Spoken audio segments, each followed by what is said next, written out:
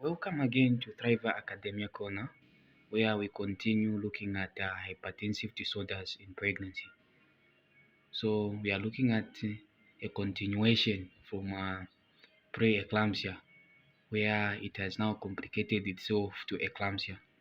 So basically, we are saying uh, when there is complicated severe pre-eclampsia, meaning it's going to lead to eclampsia now, where there are onset of convulsions.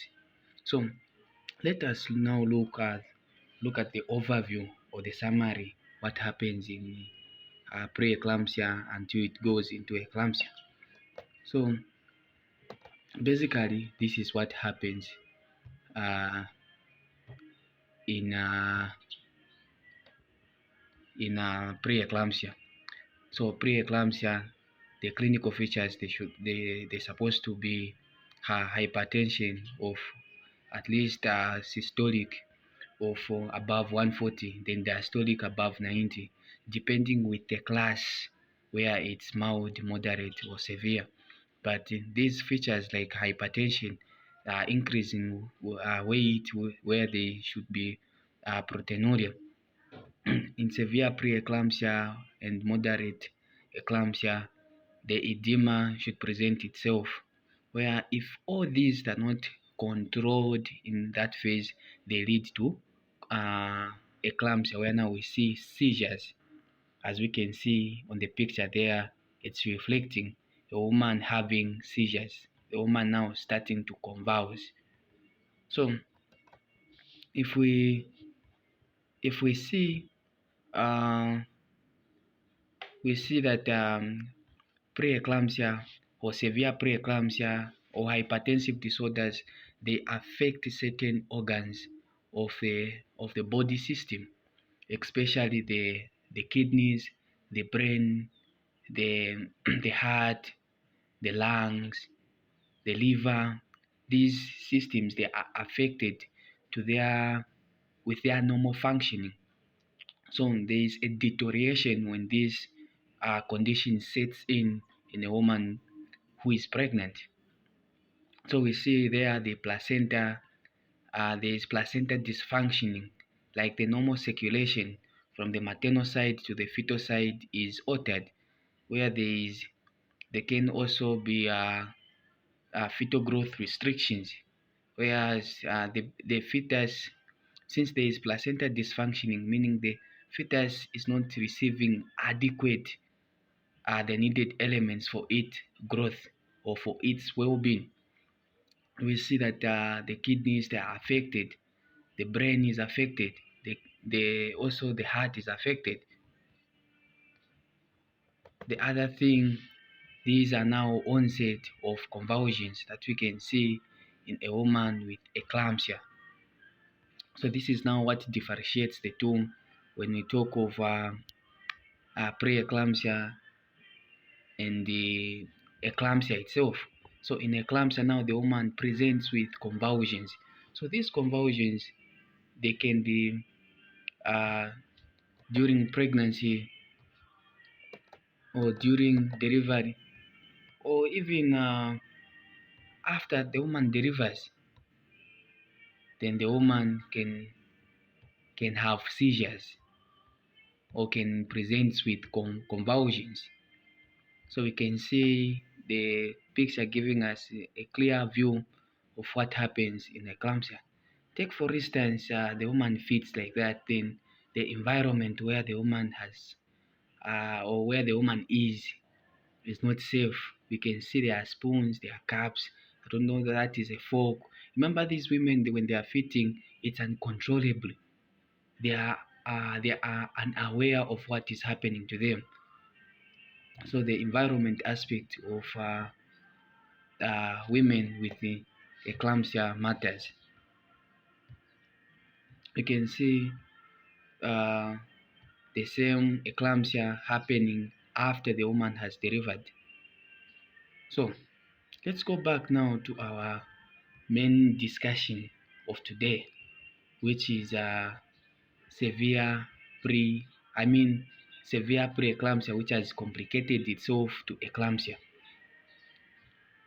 Don't forget to subscribe so that we keep you updated. It's a Thriver Academia Corner where basic discussions they are offered. So, eclampsia, we are just saying they're just onset of convulsions during pregnancy, labor, or postpartum. This should be unrelated to any cerebral pathological conditions in a woman with preeclampsia. So, for someone to have eclampsia, there should be an existing condition which is preeclampsia. Then, this onset of convulsions they can happen during pregnancy. They can happen during delivery. They can happen after the woman delivers. That's that's eclampsia. So, what are the clinical features? What is the clinical manifestation or the characteristics of eclampsia? One, there's visual disturbance. There should be an increased proteinuria. There should be a raised blood pressure. There should be visual disturbance. A few to mention. So now we look at what are now the signs of impending eclampsia. Let's say the woman has got severe preeclampsia. Now, what are the signs that can tell us that there is an impending eclampsia, which are convulsions? One, there should be a sharp rise in blood pressure. The second one, there should be increased proteinuria. There should be epigastric pain. There should be visual disturbance.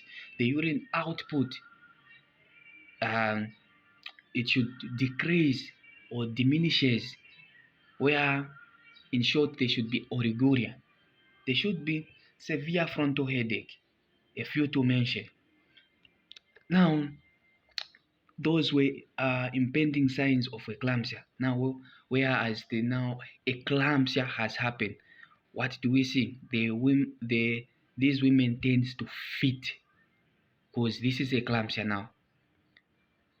So we'll look at now the stages of an eclamptic fit. What are the stages of an eclamptic fit? So the first stage is aurea stage or premonitory stage or phase. The second one is a tonic phase. Tonic phase. Then the third one, which is clonic, and the fourth one, which is the last one, is comatose stage. So starting with the first stage, women who are having an eclamptic fit, they start in aurea stage. So this mostly lasts from 10 to 20 seconds. You find that women, they are restless in this stage. You find that there is eye, rapid eye movement which are noted on their face. You find that the head is even drawn to one side because of those vasospasms. There is twitching of the facial muscles which occur. Those are some of the things which happen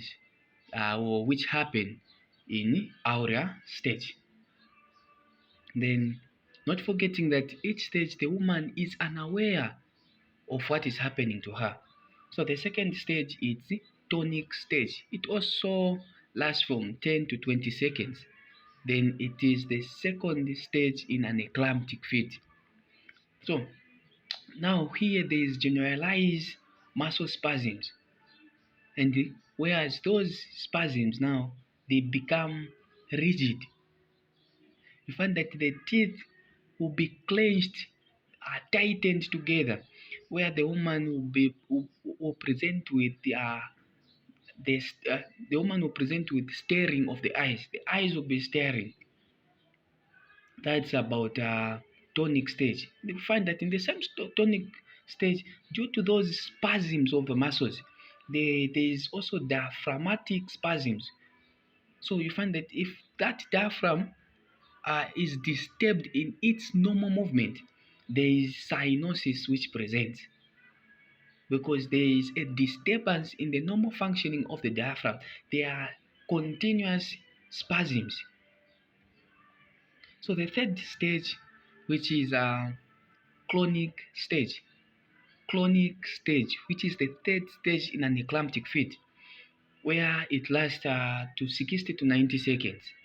In this, that's when we see violent contraction and intermittent relaxation of mother's muscles. You find that these violent contractions and intermittent relaxation of the mother's muscles, they produce now convulsive movement. At times, they even become severe. So, in the same chronic stage, that's where now we see salivation being increased. You find that there is foaming at the mouth, which occurs. This is where now the tongue can be beaten because the woman is unconscious, or the woman is not able to control what is happening to her. There is sweating, which is common due to the same muscular spasms. But not forgetting that urine incontinence can be also there, can be also there, also stool incontinence. So urine and this stool incontinence also presents in uh, chronic stage. So now let's look at the last stage, which is comatose stage. So comatose stage, this is the last stage where in the previous chronic stage there were convulsive movement which had occurred. So in this you find that the mother's face becomes congested and bloated. The features where they become now distorted. In this stage the woman is unconscious, and there is also harsh breathing, difficulty breathing in short. So you find that the woman can persist being unconscious for minutes or hours. In the same stage, in comatose stage, the woman can be unconscious for minutes or hours. Further convulsions may even occur before the woman regains consciousness. So before she even regains her consciousness, the woman can go into convulsive movements again. What a dangerous condition it is. So let us look at um, the brief management. What is the brief summary of the management of a woman with eclampsia? So, uh, targeting our main target when managing such conditions, it's the first thing is to clear and maintain the airways, to prevent hypoxia, to prevent convulsions if they haven't occurred, or to manage convulsions, not forgetting to deliver the baby. So, what differentiates the two between uh, severe preeclampsia and eclampsia? The delivery of a woman with severe preeclampsia should happen within 24 hours. But what of eclampsia? The delivery of a woman with a condition of eclampsia, the mode of delivery should be decided on. She should deliver within 12 hours. So, how do we manage a woman who is fitting? What kind of a care do we give to a woman who is fitting? So remember, when a woman has an eclamptic seizure, you as a health personnel needs to summon other medical aids immediately so that they help you. You work in harmony, you work in collaboration, you you help manage this woman during this fit. Remember, this time it's very dangerous. So help to initiate the airway, the breathing, the circulation principles, they have to be followed. So um, in the airway, you make sure that you position the woman in semi-prone. The head should be turned to one side to facilitate drainage. Remember, there may be secretions of saliva, at times vomiters, hence preventing aspiration. If the head is treated to one side, if you promote drainage, then you are preventing aspiration. At times, you can even suction if there are any oral secretion. Remember to don't forget to place at least a rubber airway or a padded spatula in the patient's mouth. So remember, we are following the principles of resuscitation, ABC. But in eclampsia, there is aspect of managing the same seizures. How do we manage the same seizures? It's by administration of Maxalf. But the question is, how do we give the same magnesium sulfate? Magnesium sulfate is given as the first is the loading dose, which is 14 grams of magnesium sulfate. But why is the same 14 grams administered? Is it IV or IM? We are saying today that that 14 grams, the 10 grams is 10 grams of 50% magnesium sulfate is administered intramuscular IM, not forgetting to add a 1 ml of 2% lignocaine. Then the 4 grams of 20% lignocaine, it's given intravenously, which is IV. Then we give now the maintenance dose.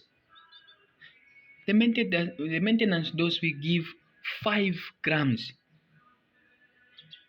of 50% lignocaine in alternative buttocks every 4 hours. The loading dose is 14 grams. Then the maintenance dose is 5 grams of 50% of magnesium sulfate. Not forgetting to add a 1 ml of 2% lignocaine. Then give it in alternative buttocks every after 4 hours. Then how many doses of magnesium sulfate should a pregnant woman with eclampsia receive? Today we are saying 6 doses. 6 doses of magnesium sulfate are administered to a woman with eclampsia in an interval of 4 hours. So after you give the same magnesium sulfate, you now have to control the blood pressure. The blood pressure, the same drugs that we talked about in our previous video where we looked at severe preeclampsia. We talked about giving methidopa. We talked about giving lobetal. We talked about giving hydralazine. We talked about giving nifedipine. So these are hypertensive drugs that we give helping to reduce or control the same blood pressure. But not forgetting the fluid therapy, rest. These interventions will help you reduce